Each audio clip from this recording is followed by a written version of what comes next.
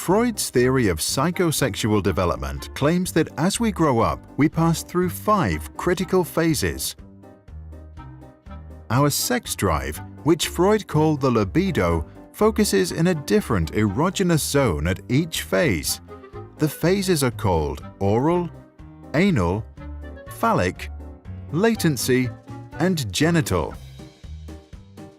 If our experience during any of these phases was traumatic, we might develop fixations later in life, such as neurosis, dependencies, addictions, or depression.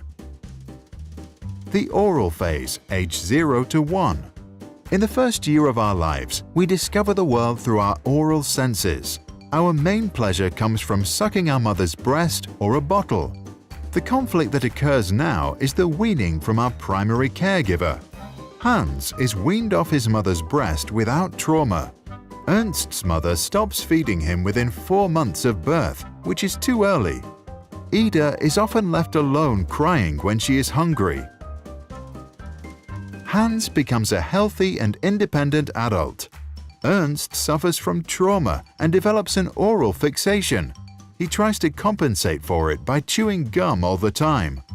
Ida spends her entire life looking for the oral stimulation she was denied as an infant, and therefore develops a manipulative and addictive personality. The anal phase, age 1 to 3. The primary focus of our libido at this age is the control of the bladder and bowel movements.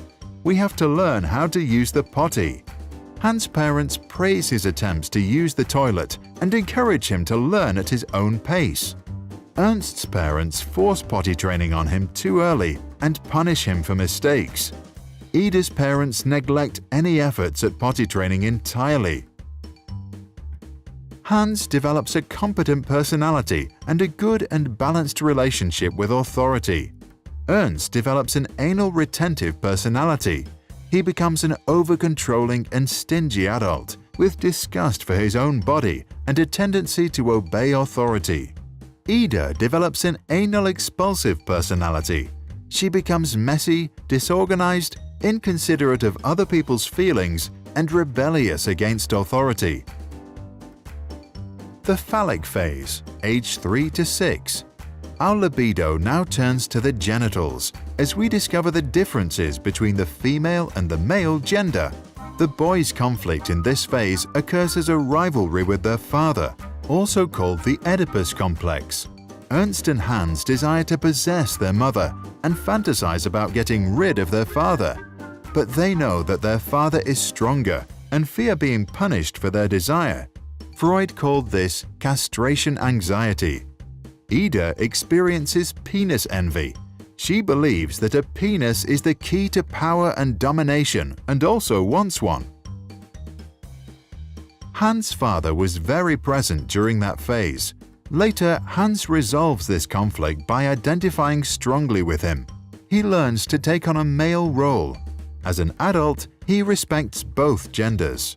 Ernst, whose father was absent during that phase, fails to develop a strong sense of manhood. He has a mother fixation and is not sure about his sexuality.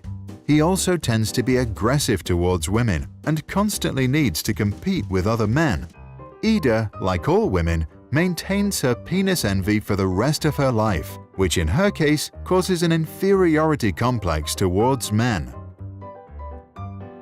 Latent phase, age 7 to 13. In this phase, our libido is suppressed as our sexual energy is being sublimed into developing life skills. Our superego strengthens, and we strongly identify with social values, same-sex heroes, and friends. Hans follows many hobbies. Ernst loves learning at school, and Ida makes lots of new girlfriends. There is no real conflict in this phase. All 3 of them benefit for the rest of their lives from the skills they developed during latency. The genital phase, puberty to death. Once we reach puberty, our libido starts to become active again and we develop an interest in sexual partners. Hans, Ida, and Ernst face the challenge of balancing the sexual desires of the id and the needs of the superego to obey social norms. The development of a strong ego helps to find a compromise between the two. Hans, who has experienced a childhood without much trauma, succeeds in building a strong ego. He is disciplined at work, has a loving relationship, and a fulfilled sex life. Ernst's ego is weaker than his superego. He obeys norms and authorities, and as a result, suppresses his desires, which leads to the development of perversions. Ida has a weak ego and a weak superego. Her sexual needs are more important than social norms or other people's feelings. She is egoistic and feels no guilt for breaking the law or hurting others. To understand the theory, we need to see it in the context of Freud's famous work on the unconscious. By acknowledging that we have a subconscious, he also implied that we store memories of early childhood and other experiences without even realizing it. These past experiences then unconsciously influence our behavior on a daily basis. Freud claimed that our mind operates in 3 spheres, which we can imagine as a submarine. The unconscious level operates the id. The preconscious level operates the superego. The conscious and preconscious levels operate our ego. Young children are driven by the id and demand immediate satisfaction. At around age 7, we begin to develop a superego and want to become good moral citizens and please others.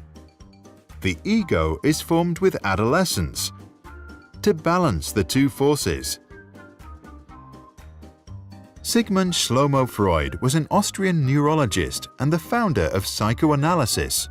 Freud theorized that the unconscious would remember and store all our experiences. Later, they pop up from time to time through dreams and associative thoughts.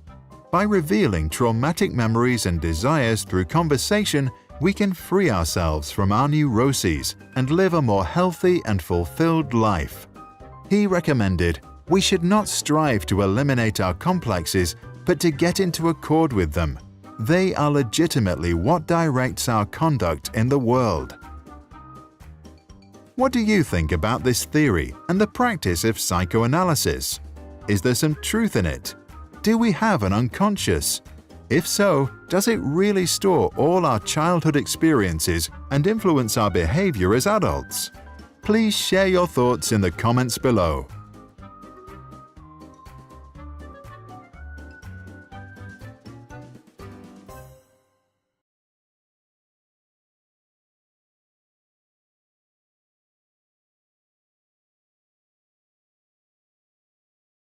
Sprouts videos are published under the Creative Commons license. That means our videos are free and anyone can download, edit, and play them for personal use. And public schools, governments, and nonprofit organizations can also use them for training, online courses, or designing new curriculums. To help us stay independent and support our work, you can join our patrons and contribute. Just visit patreon.com/sprouts. Even $1 can make a difference.